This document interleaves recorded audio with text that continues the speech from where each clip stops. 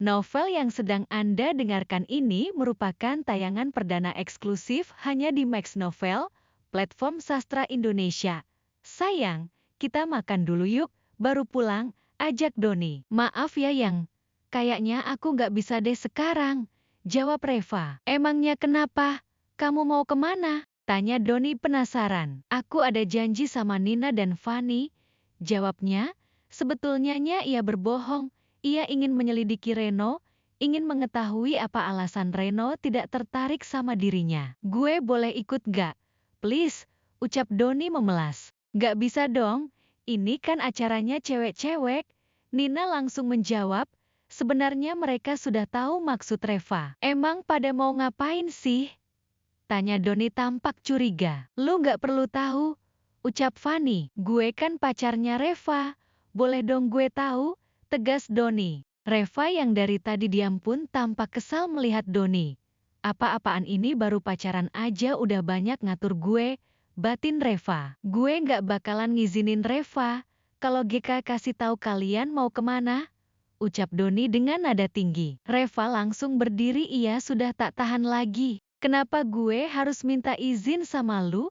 Ingat Doni, kita cuma pacaran dan gue paling gak suka diatur apalagi dikekang, bentak Reva. Doni tampak kesal dibentak oleh Reva, tapi ia tidak berani melawan Reva. Kalau lu gak suka, mending kita udahan aja. Ayo kita pergi, tegas Reva langsung beranjak pergi. Setelah mereka pergi tampak Anita datang menghampiri Doni. Doni, panggilnya dengan nada manja. Doni membalikkan badannya. Ada apa Nit? Tanya Doni. Lu gak apa-apa kan? Tanyanya pura-pura khawatir.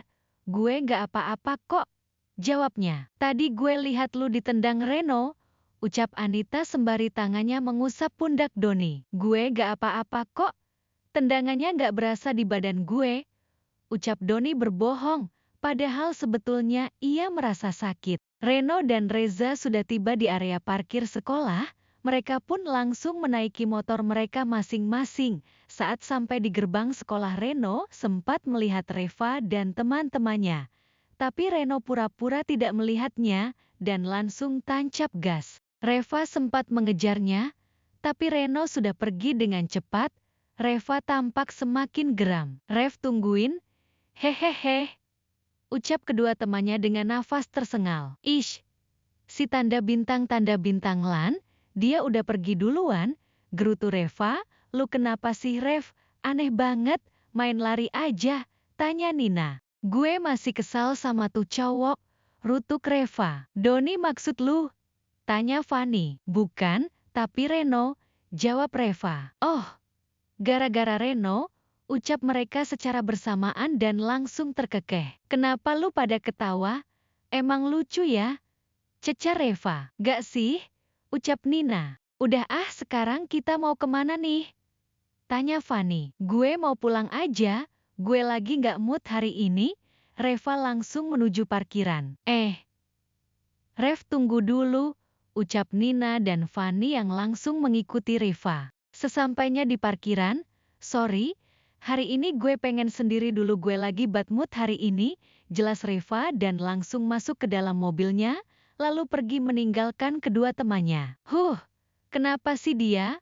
Rutuk Nina. Udah Nin, mungkin dia lagi gak kepingin diganggu dulu, jelas Fanny. Ya udah deh, daripada mikirin Reva mending kita cari makanan, yuk, ajak Fanny. Boleh juga tuh, ayo, ucap Nina menerima ajakan Fanny. Di tempat lain Reno dan Reza sedang berada di warung kopi sederhana, tempat biasa Reno dan teman-temannya kumpul. Kopi item 1, pesan Reno. Tumben nih anak-anak ganteng udah pada datang jam segini, kata ibu pemilik warkop, kemudian beranjak membuatkan kopi untuk Reno. Biar nongkrongnya lama dikit, jawab Reno.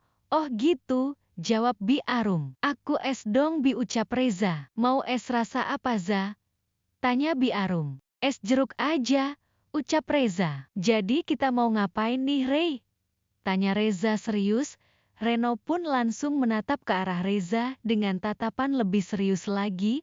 Reza meneguk ludahnya, sepertinya Reno ingin berbicara serius. Gak ada apa-apa, gue cuman pengen pulang duluan aja, kata Reno sambil memalingkan wajahnya kembali. Reza jadi kesal mendengarnya dan langsung memukul pundak Reno. Si tanda bintangan, lu bikin gue tegang aja, kirain ada apa? Ucap Reza. Nih sama kopinya, Bi Arum datang membawa pesanan mereka. Iya terima kasih, Bi.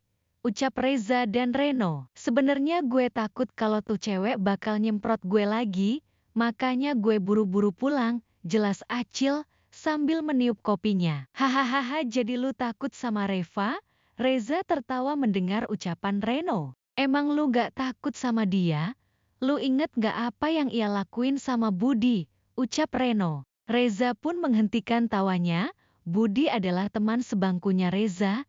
Dia tidak masuk sekolah beberapa hari ini, dan tentunya ada hubungannya sama Reva. Budi dipukul Reva dengan kursi karena kedapatan memfoto Reva secara diam-diam. Takut juga sih, ucap Reza bergidik ngeri. Melihat tingkah Reza, Reno pun tertawa, dan akhirnya mereka berdua tertawa. Yang lain pada kemana?